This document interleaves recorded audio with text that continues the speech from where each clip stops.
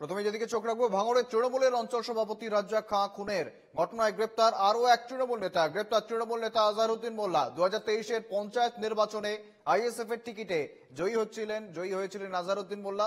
পরবর্তী সময়ে তৃণমূল নেত্রী আসমা বিবি ও ক্যানিং পূর্বের তৃণমূল বিধায়ক শওকত মোল্লার হাত ধরে তৃণমূলে যোগদান করেন পানাপুকুর এলাকার পঞ্চায়েত সদস্য আজহারউদ্দিন মোল্লা।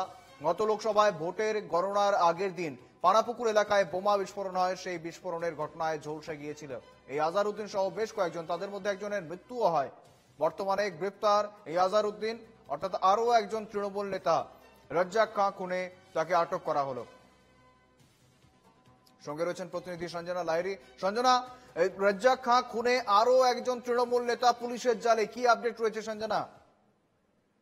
দেখো, মোট 4 জনের মধ্যে একজনকে দেখা গেছিল শনিবার রাতেই গ্রেফতার করা হয়েছিল, যে মূল চক্রী, এবং তার পাশাপাশি গতকাল রাতে 3 জনকে গ্রেফতার করা হয়েছে। এবং তার মধ্যে দেখা যাচ্ছে আজহারউদ্দিন মোল্লা, সেই তৃণমূল কর্মী এবং গত বছর তৃণমূলে যোগদান করে, আগে আইএসএফ করতো এবং আইএসএফ থেকেই সেই শওকত মোল্লার ঘনিষ্ঠ হয় এবং তারপরে কিন্তু তার তৃণমূলে যোগদান। এবং এক্ষেত্রে জানি রাখি, মূল চক্রী যে অর্থাৎ মোজাম্মেল, সেও কিন্তু ঘটনার পর এই শওকত মোল্লার সঙ্গে ছিল, কিন্তু সেই জায়গায় দেখা যাচ্ছে যে সে আগে নাকি আইএসএফ ঘনিষ্ঠ, যেটা আমরা দেখেছি শওকত মোল্লা দাবি করেছেন। এর পাশাপাশি আরো 2 জনকে গ্রেফতার করা হয়েছে, তারা হলো জাহান আলী খান এবং রাজু মোল্লা। মোট 4 জন ছিল, 4 জনই কিন্তু গ্রেফতার। আমরা আগেই জেনেছিলাম পুলিশ সূত্রে যে 4 জন ছিল, এবং মোটামুটি যেটা দেখা যাচ্ছে যে টাওয়ার ডাম্পিং এবং টাওয়ার লোকেশন ট্র্যাক করেই মূলত এদেরকে গ্রেফতার করা হয়েছে।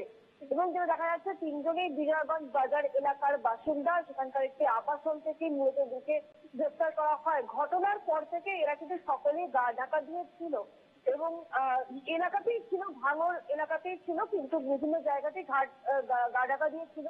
এবং তারপরে দেখা যায় যে পুলিশ কিন্তু টাওয়ার লোকেশন ট্র্যাক করে মূলত এদেরকে গ্রেফতার করে।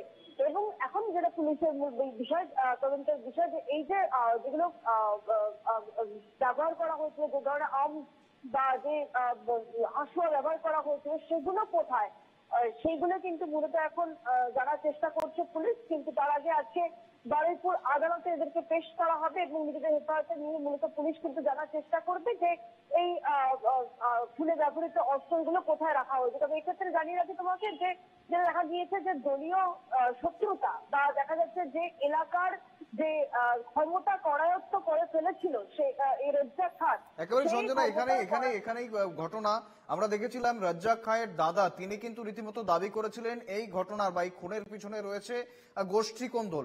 অন্যদিকে মোফাজ্জল মোল্লা, পাশাপাশি আজহারউদ্দিন আজকে গ্রেপ্তার হলো, দুজন তৃণমূল নেতা, অর্থাৎ তাদের পরিবারের দাবি কি ক্রমাগত প্রতিষ্ঠিত হচ্ছে?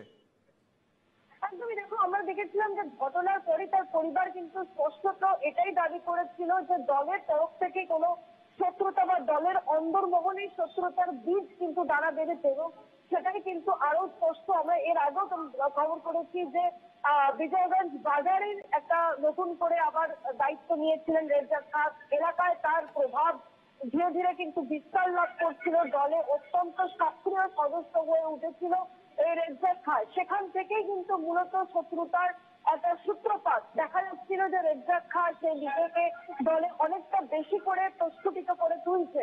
সেই জায়গাতে কিন্তু বাদশাদে এই অভিযুক্তরা, যে তারা আগে কিন্তু দেখা যায় যে এলাকার দাপটে ছিল, কিন্তু তাদের দাপট ক্রমশ হ্রাস পাচ্ছিল। সেখানে রাজ্জাক খানের যে প্রভাব প্রতিপত্তি সেটা অনেকটা বাড়ছিল এবং দলের অভ্যন্তরের যে কোন্দল, সেইখান থেকে কিন্তু খুনের ঘটনা, যেটা এখনো পর্যন্ত পুলিশ সূত্রে জানা যাচ্ছে। যদিও আমরা দেখেছি শওকত মোল্লা কিন্তু তিনি দাবি করেছেন যে এই অভিযুক্তরা তারা পূর্বে আইএসএফ এর ঘনিষ্ঠ ছিল, আইএসএফ কর্মী ছিল। যদিও সেই বিষয়টাকে কিন্তু একদম উড়িয়ে দেওয়া যায় না, কারণ যে তৃণমূল কর্মীকে গ্রেফতার করা হয়েছে আজহারউদ্দিন, সে কিন্তু আইএসএফ এর ঘনিষ্ঠ ছিল, কার্যত বলা যেতে পারে আইএসএফ কর্মী ছিল।